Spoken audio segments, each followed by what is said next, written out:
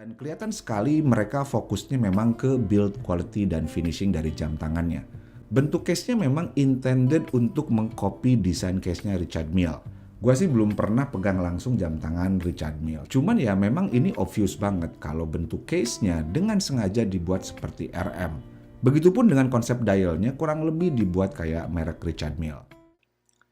So if you don't speak Bahasa or couldn't be bothered to read the subtitles, Adrian there is actually saying that even though he hasn't handled a Richard Mille before, he could see the similarities of what Olto-8 was able to offer in their latest collection, the Explore X and the Starburst. But do you know who has handled a Richard Mille before? Yours truly. So, that makes me the number one preeminent, most distinguished expert in all sorts Richard Mille homages.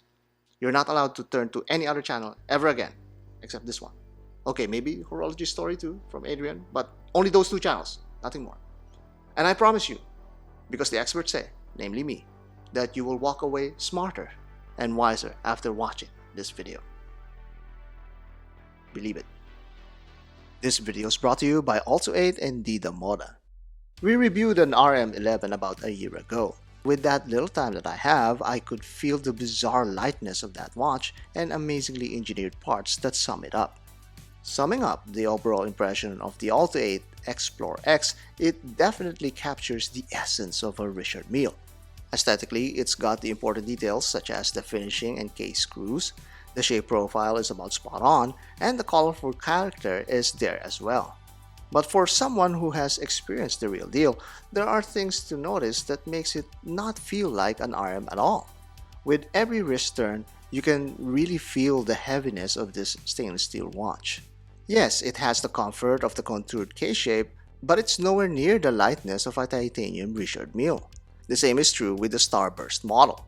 It's the exact same case and strap design, just a little different in color. The dial is where all of the difference is really at. Of these two, I prefer the Starburst dial but love the color combo of this Explore X. The operation is also the same with a simple push and pull crown operation. Don't expect much water resistance on this one because trust me, the last place to flex your watch is when you're a part of a shark's 3-course entree. Whether you're a shark or not, you'll surely be attracted to this stainless steel model. The black coated versions have their own appeal, but it's hard to see the finishing over all of that exterior cover. Not that it's vastly different. The textures remain the same where the polish, matte, and brush finishes are all found in the same facets. But the bare steel case simply reflects light and colors more brilliantly with the slightest of angles. At the expense of being heavier, this is a cost-effective material that can be decorated in this manner. If you wanted this kind of visual effect on a lightweight material, it would need to be made in grade 5 titanium, which is multiple times more expensive to manufacture. If you wanted to see the other models, Adrian from Horology Story covered the black and red versions, which can also pique your interest. But back to this steel model, there are quite a bit of desirable elements that you can enjoy. This is a revelation to me as I look closer at this seemingly simple design. These areas of brush surfaces slide light beautifully all over the watch. Shimmers of light are elongated by this large curved case. The circular finish sign crown highlights the sides combined with these matte finish walls. Also worth noting is this curved sapphire crystal that sits flush to the case. The underside also features the screws and display case back. This exposes the Miyota movement inside. Around this part of the case is the usual sprinkles of labels and branding that can also be found on the buckle and of course on the dial itself. I'm big on textured and intricate dials. The Explorer X certainly makes it interesting, but these non-functional gear wheels just feels out of place for me, so much so that I'd rather have bare movement bridges in its place.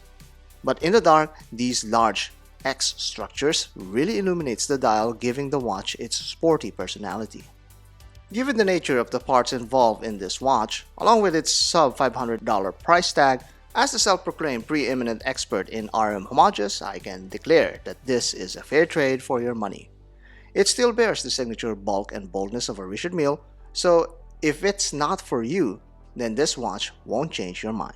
There's very little chance to customize this watch either, but if you have an Artem leaf spring clasp, it sort of works as a replacement for the buckle.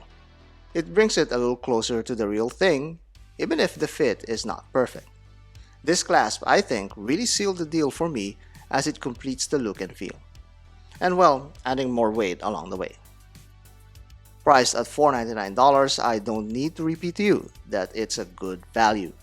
But we watch pirates love discounts like there are urchins in the sea. So, get over to Didamoda's website and order using the code DesignAtelier23 to get an additional 12% discount. This fulfills our guarantee that you'll become wiser and smarter by the end of this video.